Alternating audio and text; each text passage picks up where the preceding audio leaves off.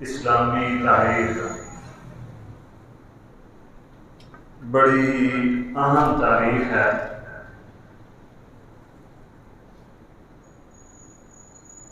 خوشی کے حوالے سے نہیں بلکہ غم کے حوالے سے۔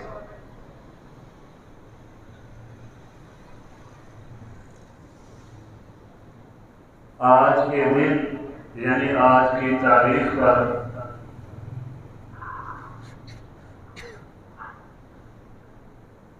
ایک ایسا واقعہ رونما ہوا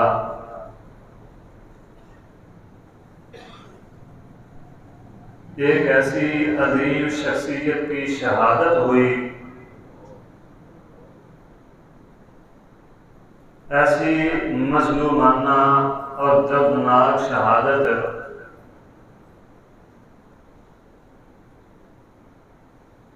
کہ ہر وہ سینہ جس میں محمد رسول اللہ صلی اللہ علیہ وسلم کے صحابہ کی محبت ہے، ہر وہ دل جس میں فَإِنْ آمَنُوا بِمِثْلِ مَا آمَنْتُمْ بِهِ فَقَدِ اهْتَدَوْا جیسا ایمان ہے،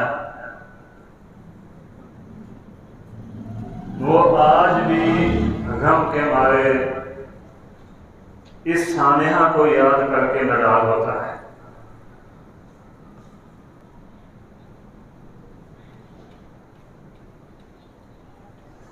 واقعہ فیل رونما ہونے سے 6 سال بعد عفان بن ابی العاص کے ہاں ایک بیٹا پیدا ہوا۔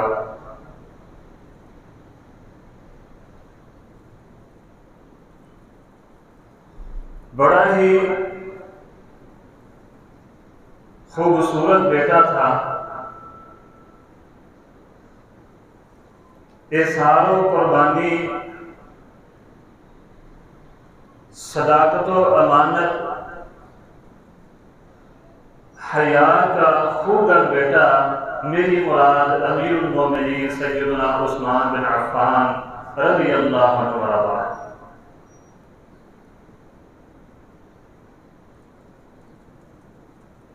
یہ رسول اللہ صلی اللہ علیہ وسلم سے عمر میں 5 سال چھوٹے تھے۔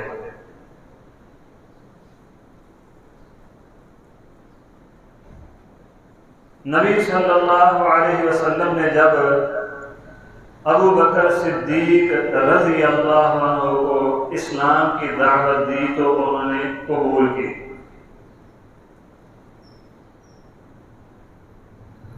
پھر اسی ابو بکر رضی اللہ عنہ کی دعوت پر سیدنا عثمان بن عفان دار اسلام میں داخل ہوئے، اسلام کی منور کرنوں سے اپنے سینے کو روشن کیا۔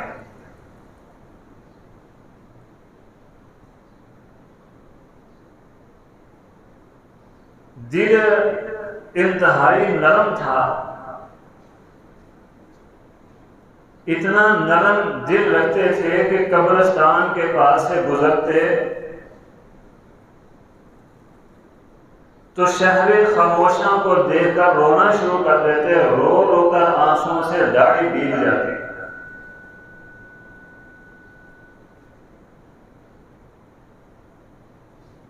احباب نے پوچھا، امیر المومنین آپ قبر یا قبرستان کے ذکر سے کیوں اتنا روتے ہیں؟ فرمانے لگے، یہ منزل وہ منزل ہے جس منزل کو سب نے اکیلے ہی پار کرنا ہے۔ میدان محشر میں آدم علیہ السلام سے لے کر آخری انسان تک لوگ موجود ہوں گے، عزیز و اقارب بھی ہوں گے۔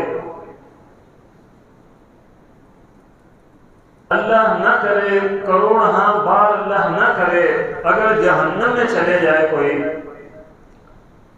تو وہاں پر بھی اور ساتھ موجود ہوں گے،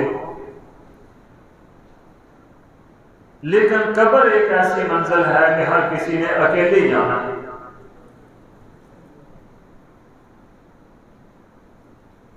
شرم و حیا کے پیکر تھے، اتنے شرمیلے تھے کہ ان کے شرم کی وجہ سے آسمان کے فرشتے بھی ان سے حیا کرتے تھے۔ نبی مکرم صلی اللہ علیہ وسلم تشریف فرما ہے، پنڈلی مبارک سے کپڑا ہٹا ہوا ہے۔ ابو بکر نے اجازت طلب کی، نبی صلی اللہ علیہ وسلم ویسے ہی بیٹھے رہے۔ عمر نے اجازت طلب کی، نبی صلی اللہ علیہ وسلم ویسے ہی بیٹھے رہے، اجازت دے دی اندر آنے کی۔ جب عثمان غنی رضی اللہ عنہ نے دروازے پر دستک دی تو اجازت دینے سے پہلے نبی مکرم صلی اللہ علیہ وسلم نے اپنی پنڈلی مبارک پر کپڑا رکھا اور فرمایا کہ عثمان وہ عثمان ہے جس سے آسمان کے فرشتے بھی حیا کرتے ہیں۔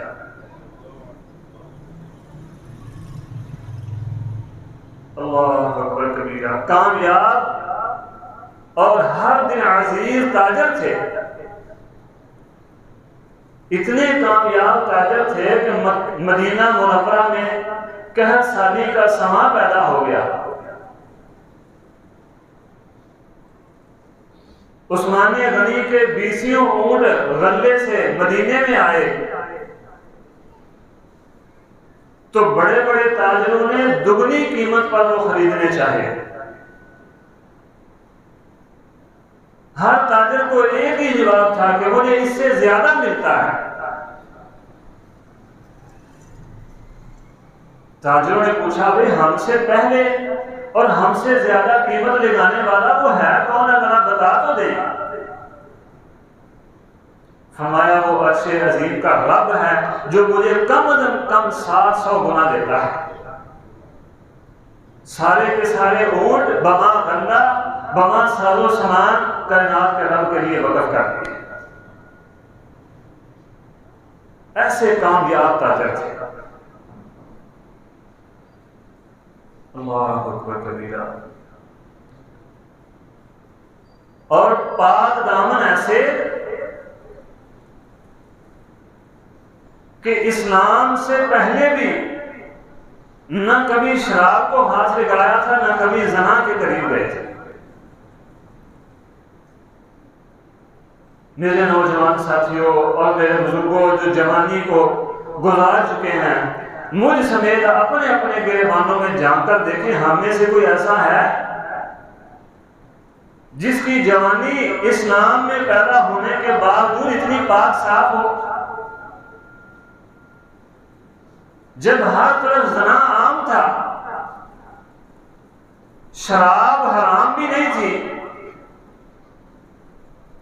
ہر دعوت کا بنیادی اور اہم مشروب شراب ہوا کرتی تھی، عثمان غنی کو چند ایک شخصیات میں سے واحد شخصیت تھے جنہوں نے اسلام سے پہلے بھی کبھی نہ شراب پی نہ زنا کے قریب گئے۔ یہ عظیم شخص ذوالنورین اور امین 2 لقب پانے والا شخص ہے۔ یہ صاحب الہجرتین، پہلے مکے سے حبشہ، پھر حبشہ سے واپس مکہ، مکہ سے پھر مدینہ، صاحب الہجرتین 2 مرتبہ اپنی زوجہ محترمہ نبی صلی اللہ علیہ وسلم کی لخت جگر سیدہ رقیہ رضی اللہ عنہا کے ساتھ ہجرت کی۔ لوگوں نے ایک مرتبہ ہجرت کی تھی، لیکن عثمان وہ عظیم شخص ہے جس نے اسلام کے لیے 2 مرتبہ ہجرت کی۔ امیر المومنین ہیں، نبی صلی اللہ علیہ وسلم کی لخت جگر سیدہ رقیہ رضی اللہ عنہا کے بطن سے اللہ تعالیٰ نے ایک بیٹا عبداللہ دیا۔ اسی وجہ سے شروع میں کنیت ابو عبداللہ رکھ لی، بعد میں پھر کنیت ابو عمر رکھ لی۔ دونوں کنیتوں سے معروف تھے، ابو عبداللہ بھی اور ابو عمر رضی اللہ عنہ۔ ان کی نانی جان ام الحکیم بیضاء بنت عبد المطلب رسول اللہ صلی اللہ علیہ وسلم کی سکی پھوپھی تھی، یعنی اس اعتبار سے یہ نبی صلی اللہ علیہ وسلم کے بھانجے بھی ہوئے، نبی صلی اللہ علیہ وسلم سے قریبی رشتہ تھا۔ اللہ اکبر کبیرہ۔ سیدہ رقیہ رضی اللہ عنہا اس دنیا سے رخصت ہوئی، نبی صلی اللہ علیہ وسلم نے اپنی دوسری بیٹی ام کلثوم امیہ رضی اللہ عنہا کا جن کا اصل نام امیہ تھا ان کے نکاح میں دے دیا، اور اپنے اس داماد سے اتنے خوش تھے رسول اللہ صلی اللہ علیہ وسلم کہ جب ام کلثوم اس دنیا سے رخصت ہوئی، نبی مکرم صلی اللہ علیہ وسلم کی آنکھوں سے آنسو بہتے ہوئے فرمایا اگر محمد صلی اللہ علیہ وسلم کی 40 بیٹیاں ہوتی تو عثمان کے نکاح میں یہ کے بعد دیگرے نہ دے دیتا۔ میرے بزرگ یہاں تشریف فرما ہیں، میری مائیں بھی بیٹھی ہیں، ذرا اپنے اپنے دامادوں کی طرف دیکھیں، کون سا ایسا شخص ہے جو یہ آج دعویٰ کر سکتا ہے کہ میں اپنے داماد کو اگر ایک بیٹی فوت ہوئی تو دوسری بھی دے دوں گا؟ اللہ کی قسم کائنات میں اگر دیکھا جائے تو واحد عثمان ہے، واحد عثمان ہے جس کو نبی کی دو بیٹیوں کے ساتھ نکاح کا شرف حاصل ہے، اور واحد عثمان ہے، واحد عثمان وہ داماد ہے کہ جس کے سسر کا یہ بیان ہے کہ اگر میری 40 بیٹیاں ہوتی تو میں اپنے اس داماد کو یہ بعد دیگرے دے دیتا۔ نبّر اللہ مرتبہ اللہم اغفر لہ وارحمہ۔ یہ عثمان وہ عثمان ہے جس نے نبی کے لیے اپنا سب کچھ لٹا دیا تھا۔ مدینے میں تشریف لائے، میٹھے پانی کا ایک ہی کنواں تھا مدینے میں، وہ بھی یہودی کا تھا۔ فرمایا کون ہے جو اس کنویں کو خرید کر مسلمانوں کے لیے وقف کر دے، میں اسے جنت کی ضمانت دیتا ہوں۔ یہ بات عثمان غنی، عثمان بن عفان، عثمان ذوالنورین امیر المومنین، مستقبل کے امیر المومنین کے کانوں میں پڑ گئے، منہ مانگی قیمت دے کر وہ کنواں خرید کر مسلمانوں کے لیے وقف کر دیا۔ پھر چشمے فلک میں وہ نظارہ بھی دیکھا، وہ سینہ پھاڑ دینے والے حالات بھی دیکھے کہ اسی کنویں کے پانی پینے سے عثمان کو روک دیا گیا۔ مسجد نبوی تنگی داماد کی شکایت کرنے لگی۔ نبی مکرم صلی اللہ علیہ وسلم نے فرمایا کون ہے جو فلاں شخص کے کھیت اور کھلیان کو خرید کر مسجد میں شامل کرے، میں اسے کائنات کے رب سے معافی دے کر دوں گا۔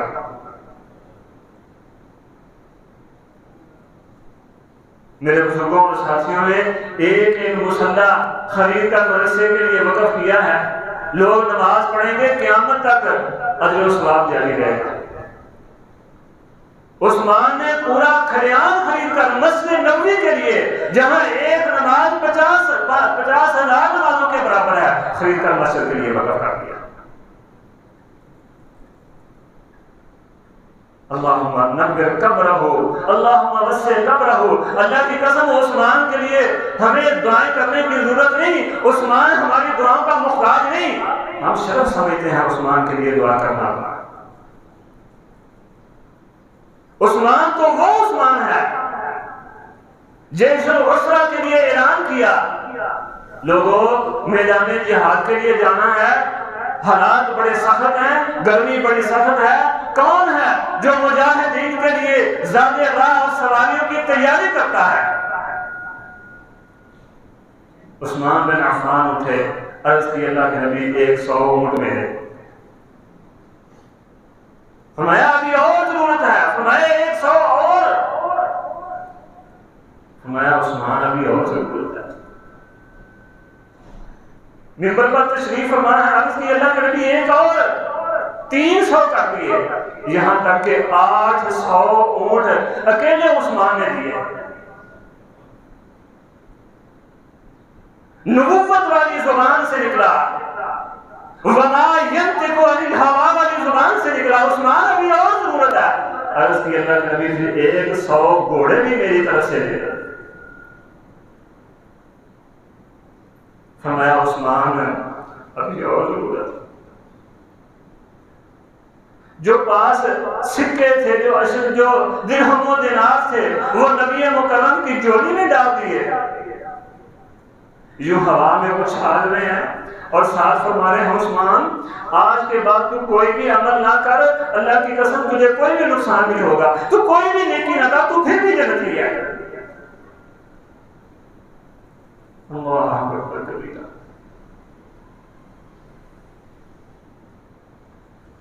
عثمان آج کے بعد تو کوئی بھی نیکی نہ کر, اور چھوڑ دے عثمان نمازیں پڑھنی, یہ صدقہ زکات یہ روزہ سب کچھ چھوڑ دے تو پھر بھی جنتی ہے.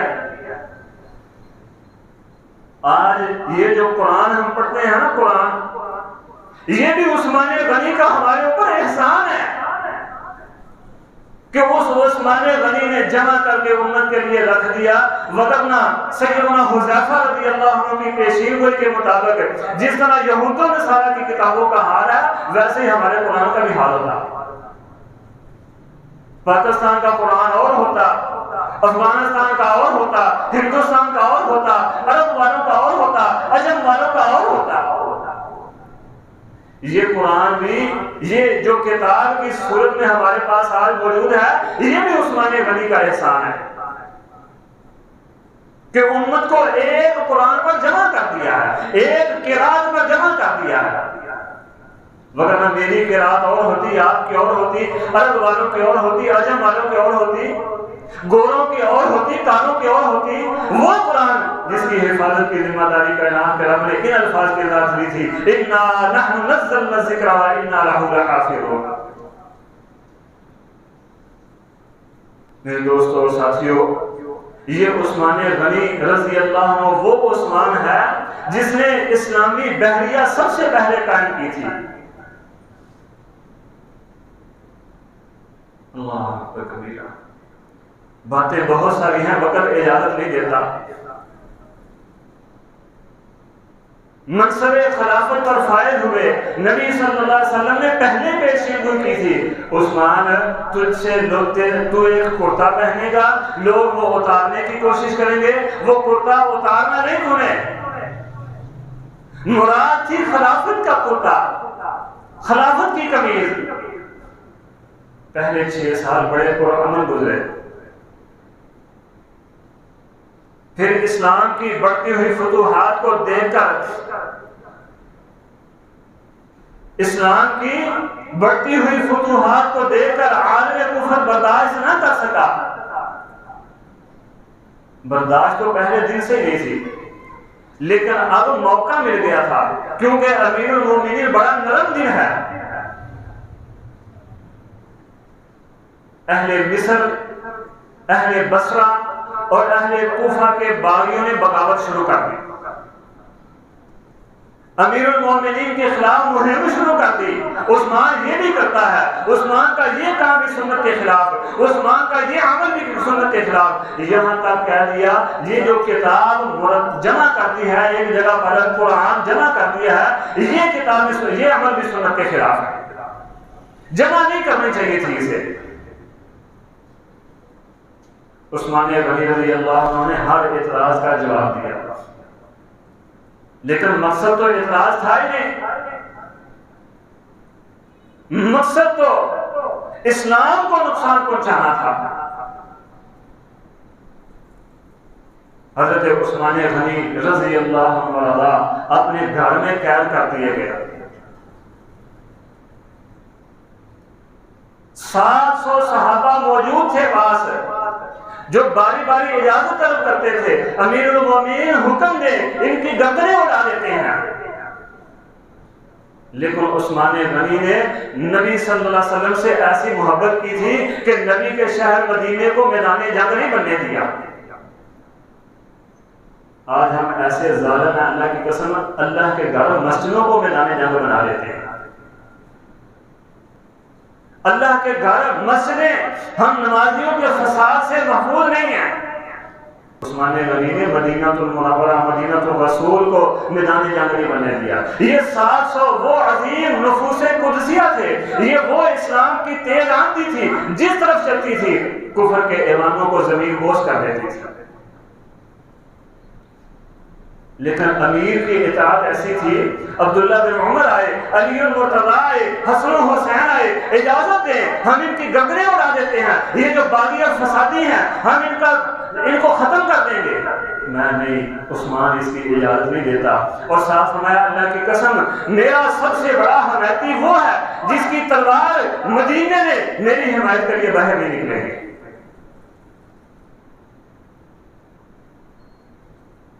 18 ذوالحج کی رات کو سوئے، یعنی ابھی جو رات گزری ہے، خواب دیکھی، رسول اللہ صلی اللہ علیہ وسلم خواب میں تشریف لائے، فرمایا عثمان صبح کی افطاری ہمارے پاس آ کے کرنا۔